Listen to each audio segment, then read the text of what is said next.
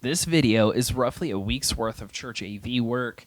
We had a conference come to town meeting. We had to set up new wireless microphones, check breakout rooms, and we got to mix for a national act. Watch this video to see how we did it. Auto program. All the ones. Check 1, 2, 3. Test 1. Second them off. Let's talk about signal. These are Martin RoboScan. They are a scanner, a fixture, and basically, kids, if you're new here, these are like a moving head light. The difference is there is a bulb in here where light comes out of this lens, and then it hits this mirror here, and this optical mirror whips around and it redirects the light instead of having basically this whole unit just whip around and move around like most of the fixtures do these days. One of the benefits to a scanner is, well, the whole thing doesn't have to move, right? It's a little easier to transport. I can fit more of these in a case. I'm not saying these are the way to go. I don't know that anybody really uses these anymore. I need to look into it. Not these specifically, but a scanner.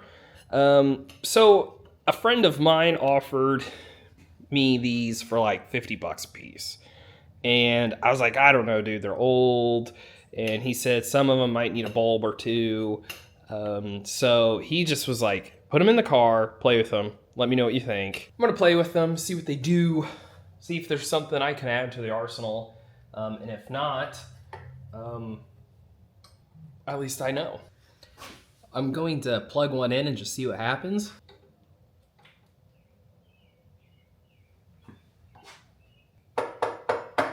Hello? Does they have an on switch?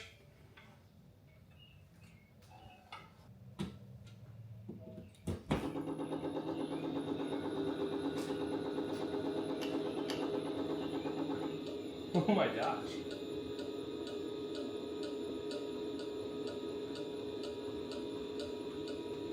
So it's probably on.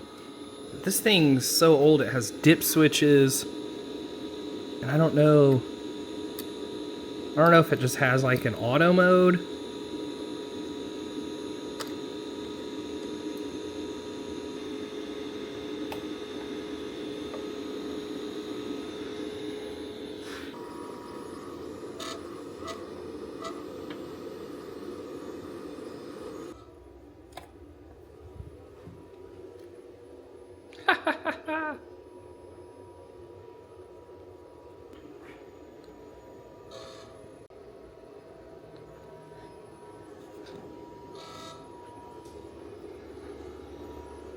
That's kind of cool.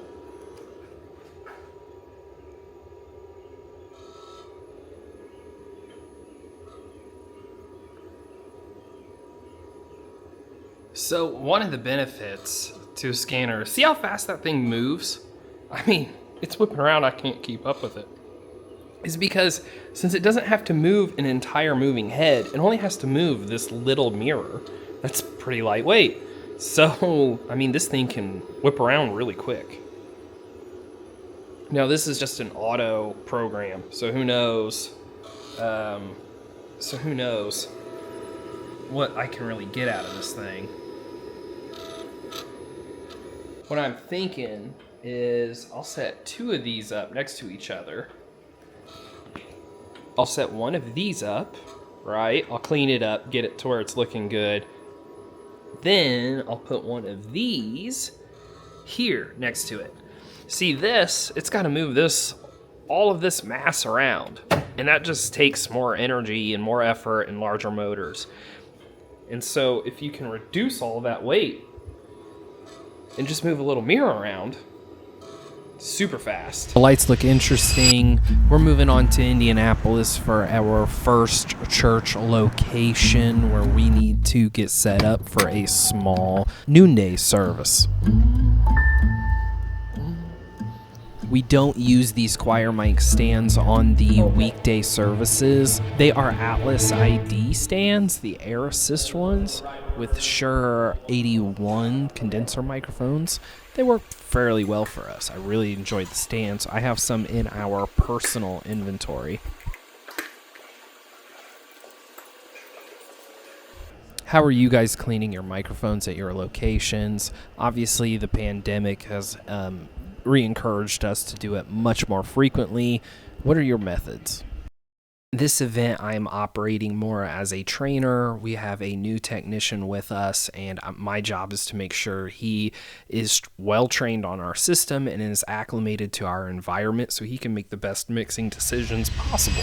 We're up to Fishers, Indiana to check out this chapel and make sure that the overall audio AV system is up to snuff.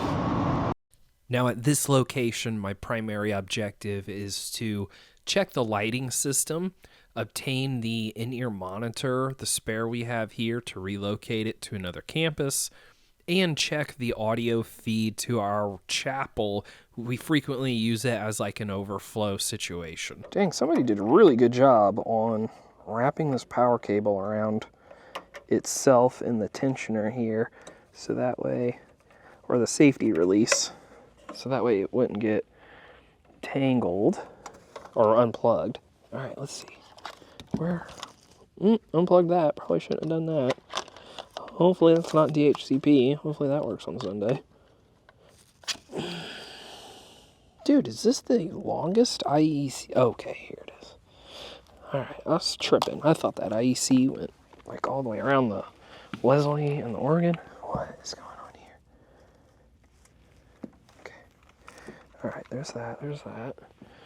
All right, so there's power for the in-ear. I'll use this XLR. Maybe I won't use the XLR, but it will come with us. Digital stereo transmitter. All right, that would be an in-ear. Now I just need to find the body pack.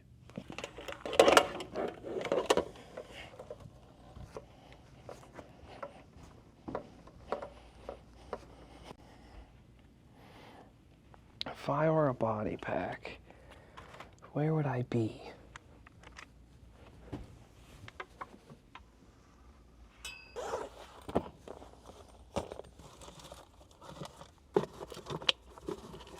Okay, well first, off the top of your head, do you remember where the body pack to Doc's old in-ear system is? At Fishers? Yes, at Fishers. It's probably underneath the booth and the receiver. I have. Luckily, the front of house tech at this location knew exactly where it was. I was able to move on to lights. All right, so I have my iPad connected to the quick cue here, and what that does is that it lets me have remote control over the lighting. And I know that, so for instance, right now if I hit intensity and I do this, all of the lights turn on. And if I do this, all of the lights shut off. But the problem is one of these DMX channels is going to another room in the building. So I'm going to see if this iPad will stay connected to that. You would really want to integrate that into your system. I'm going to try to use the built-in Wi-Fi, but we're going through a couple of walls over a good amount of feet, so I don't know if it'll work. Unused DMX channels from front of house are somehow integrated into the DMX controller in this room, causing the lights in this room to flicker on Sundays. I need to identify the channels and delete them. Ooh, it's a little sluggish because of Wi-Fi. Okay.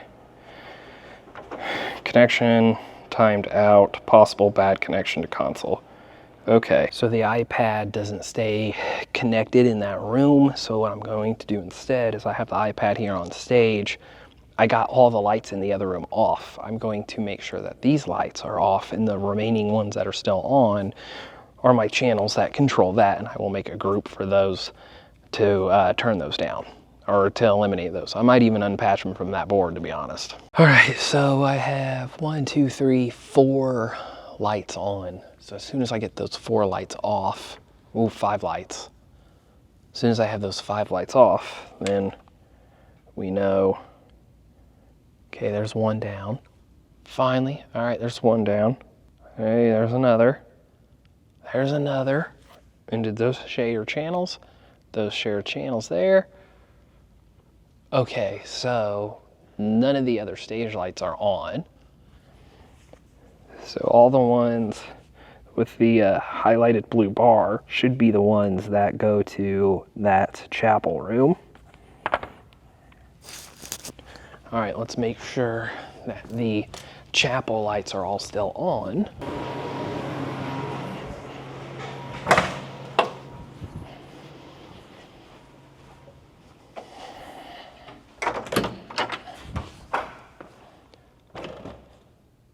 Okay, good. I thought more of these lights were on.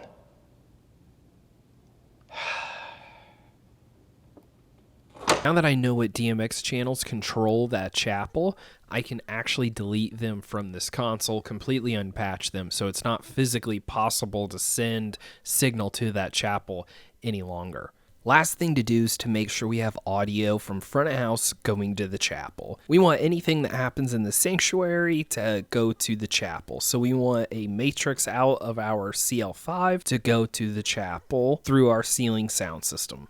All right, I have music playing on my phone here. Main PA shut off on purpose. I have this set up here. This extra room does not have a feed. It does not have a feed from the sanctuary. It doesn't get a feed, an audio or a video feed now from the main sanctuary or the production room. Meaning if we have Easter or Mother's Day or something, a high attendance day, then they can't use that room as like overflow. So that's what we're trying to accomplish. We fixed lights. Now we're on to the audio. 70 volt needs to be on, needs to be red. You need to have a green light at least. More green light, the better. Then this rack here, first things first, you'll need to turn it on. This is the amp that powers that room. You need to make sure it is in this position. And then also, this is the position for the sanctuary feed, which is in the up.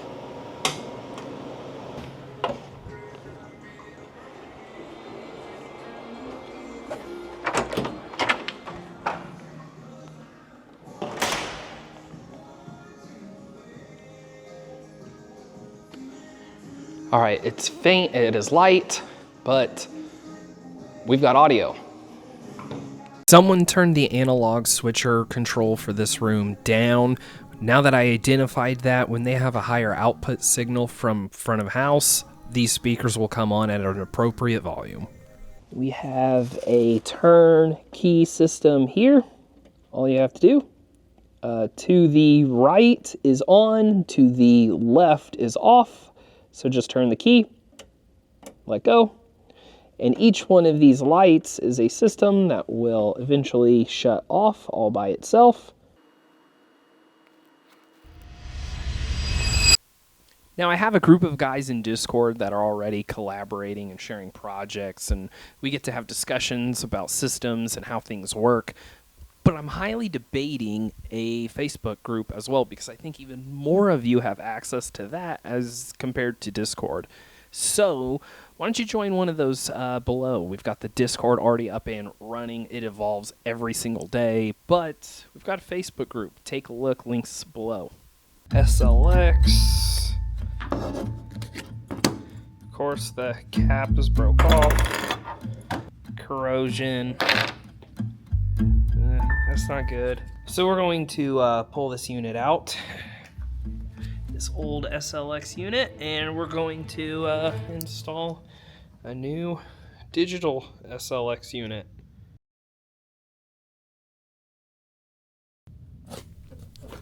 So we're going with the digital SLX unit because several feet away we have our main sanctuary at this location, where it holds 23 ULX-D wireless units. So we already have a pretty large wireless infrastructure in the area.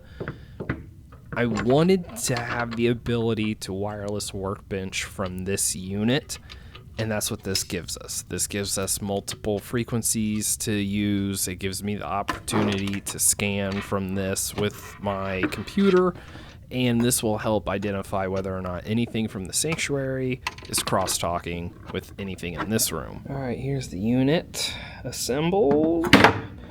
Let's get it racked up.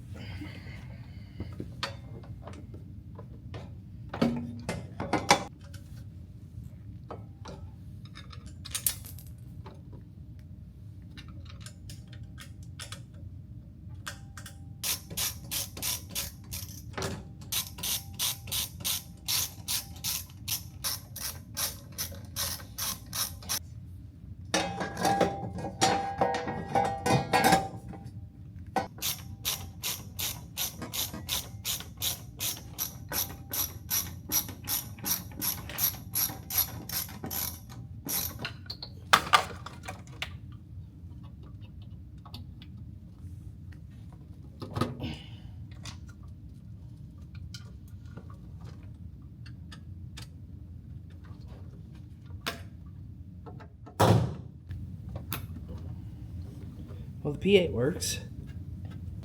A1, A1, A1, 1, 1, 1.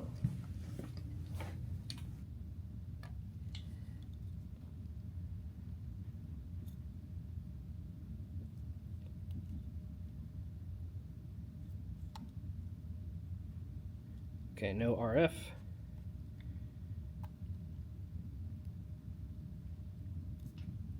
Check 1, 1, 2, 3.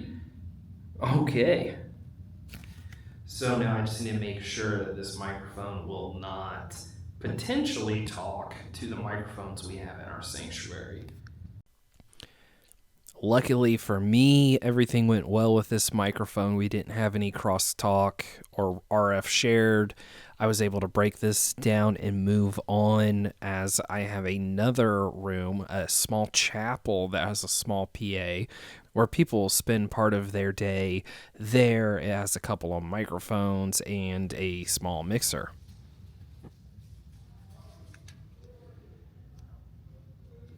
Check 1, 2, 3. Test 1, 2, 3. Hey, 1. Why did they do that? Hey. There we go. 1, 2, 1. Fortunately, we determined that the main PA in this room, it does not have any low-end frequencies whatsoever. And then the ceiling speakers that we have, they're all low-end.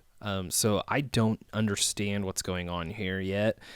It sounds fine for general speaking. However, if you play music, you can kind of identify that something's not quite right here. So I need to log into this processor, but we just don't have time. Finally, in the main sanctuary, let's turn everything on and get started for our conference.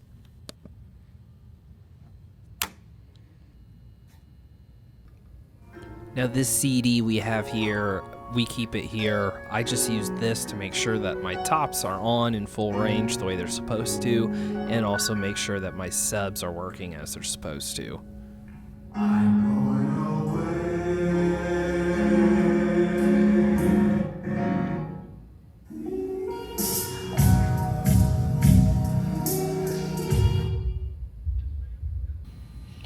All right, I'm a bit of a mess. We've got cables, Pelican, everything on the ground here. Then we go over to the front of house. We're on the VI 3000. And then I've got Super Rack Performer here. And then I have 3 vocals, my lead vocals, that fall down into these Dante inputs. And then they go to this mono bus. And then that goes to my left, right. Say just keep holding on, just keep holding on. Whatever you do, just keep holding on. Whatever you do, just keep holding on. Whatever you do, just keep holding on. Just keep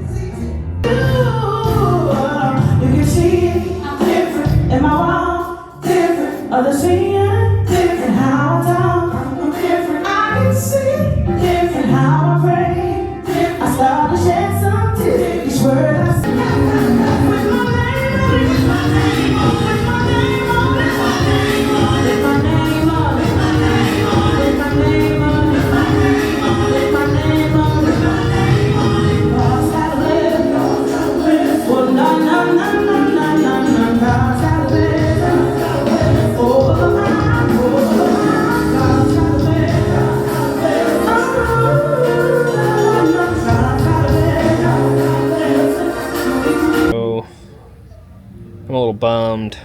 I brought my laptop. I've got Performer. You know, I'm running a PSC, an F6, R-Comp, then I've got a CLA. I've got all of this working. The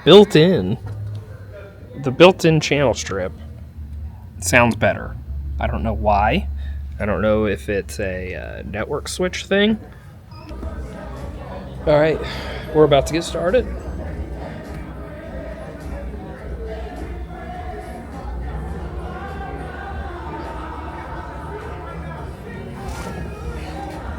So we start. She has a microphone right now. She's talking into it. I've got no signal. They trade mics. We're good. She took one of the microphones from the chapel room that I checked earlier and brought it into the main sanctuary and tried to use it. I didn't understand what had happened. Luckily, Monitor Tech brought me that microphone so it didn't happen again.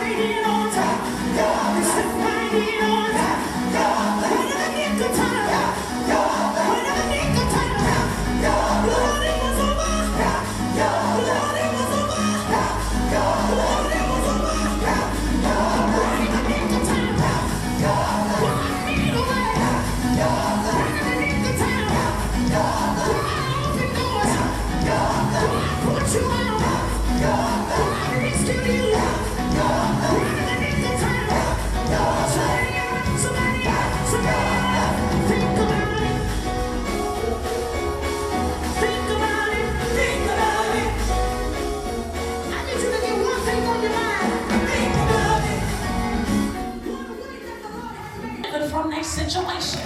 And don't you know, as long as they rolling back voting rights, as long as they still killing our kids in the street, as long as they trying to erase our history out the books, that you got a job to do to bring a generation to God so that he might save a remnant unto him. Just got home. 10:46. I'm gonna get a few hours of sleep. We have I have to be back 7:30 tomorrow morning.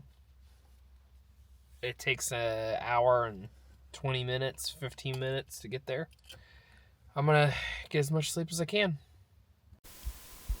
Now, I filmed this video entirely out of the responses that I got from another video where I started to express my feelings on why am I even here? Why am I even doing this? If you find this video enjoyable or see value in it, please leave a comment below, thumbs up, whatever you're used to doing, or give me a dislike if it's not working for you, and let me know why.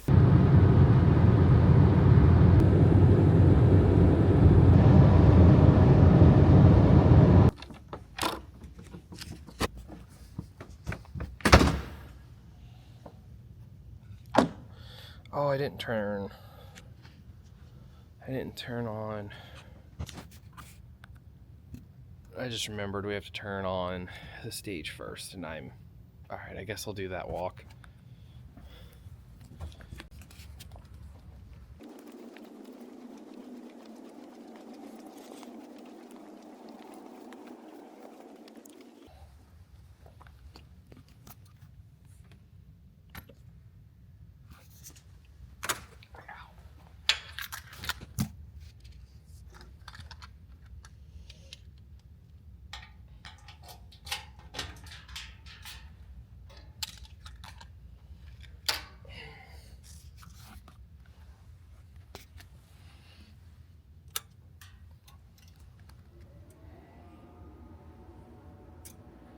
More power, baby.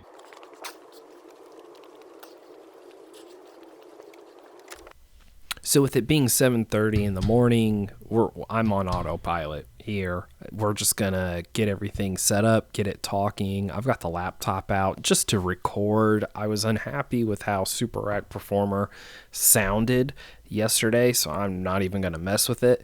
We've got a short event in the morning, and then we have our evening worship set. 7:46 in the morning. I just heard the PA. Seems like everything's working.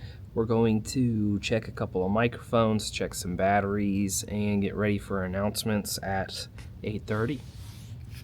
This is the entire morning event. Start to finish, one person talking, no videos, 20 minutes of just giving directions in and out. All right, one event down, and one of us is already losing our mind. Oh, I was supposed to zoom in on you singing, losing your mind out there with... Losing mine? I'm singing train song. What is that Train? Yeah, it is. Drops of Jupiter, that's the song. Yeah, Drops of Jupiter. You gotta love Drops of Jupiter. See, the lights just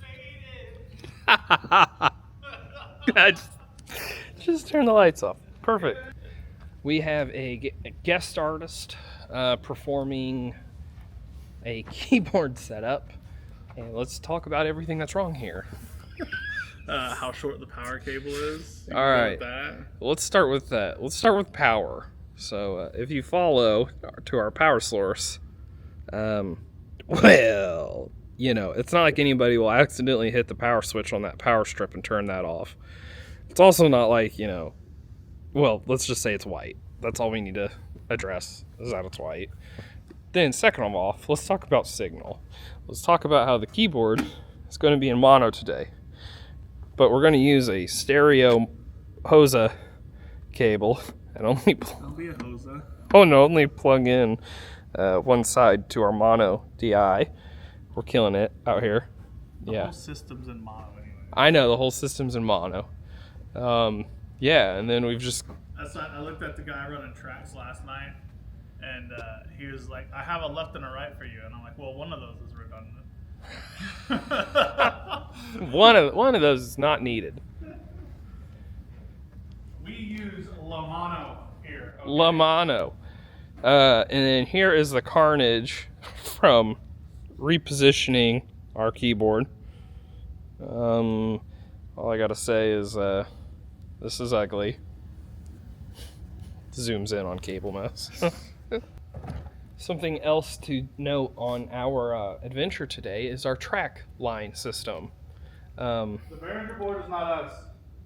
The Behringer board is not us? Yeah. Who's the IMS is us, but the board is not my fault.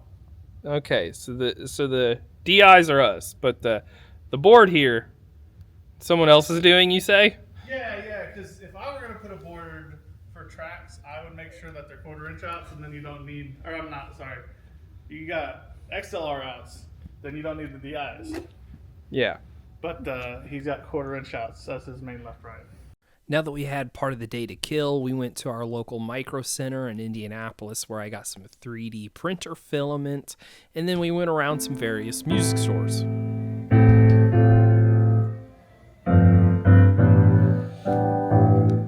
Dude, I was right, look. Do not buy. I got the EVs, the 30M right there, the smaller one of the two EVs. They wanted $1,200 for a used one, and then there it is for $14. They're just a little asinine on it. I don't know if they intend to barter or.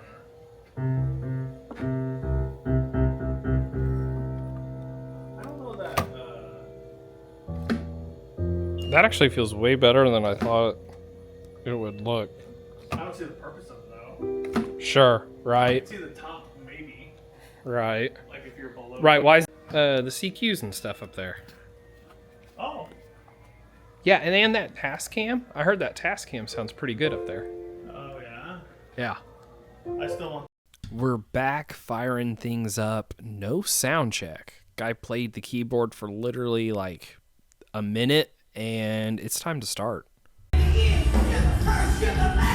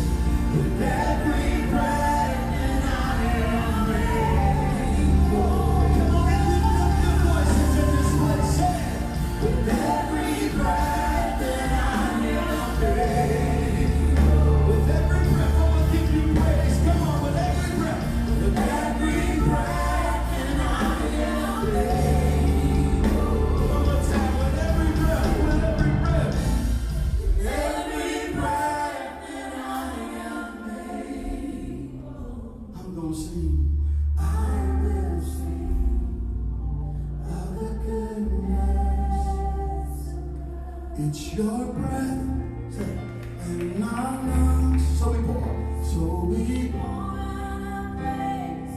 Pour out our praise. It's your breath in our lungs. So we pour out our praise to you all. Back at home. Overall, the events went well. Just long couple days. It was nice to get out of the church as much as we were able to, so that was good. But even though those events are behind me, it's I have to think about tomorrow. Now, tomorrow is Sunday, which means we're right back at church. The problem is I have the responsibilities of 4 campuses tomorrow, and one campus is going to be missing a front of house engineer. One campus will have a front of house engineer who's not ready yet, and one campus will have no broadcast engineer and a broadcast that I just recently pulled together, and honestly they want it to be a little louder, which I agree. Long story short, my day tomorrow is going to be full, my morning, my evening. So I need to devise a plan of when I'm arriving to one location, what I'm doing, when I'm leaving that location and going to the next one, what am I doing there? So that way I can tell the people, for instance, my front of house engineer is not quite ready yet, like what I need you to be doing as I'm in transport from one location, mixing at one location, and then driving to the next location, so that way I don't have to do simple things like, check batteries and check microphones. Those things need to be done because those are going to be your regular responsibilities anyway. So that needs to be done and handled so I can make sure that we're okay. Training in multiple places is just difficult, which leads me to something that we will get into later.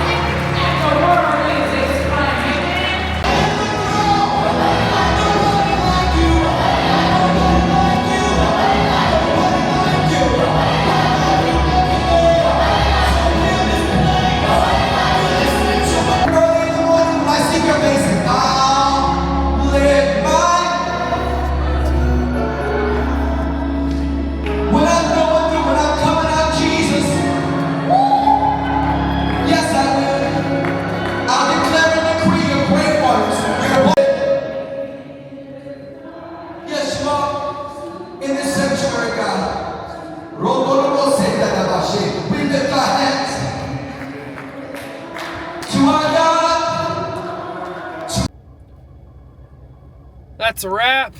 It's Sunday, and it is 2:08 p.m. I officially made it.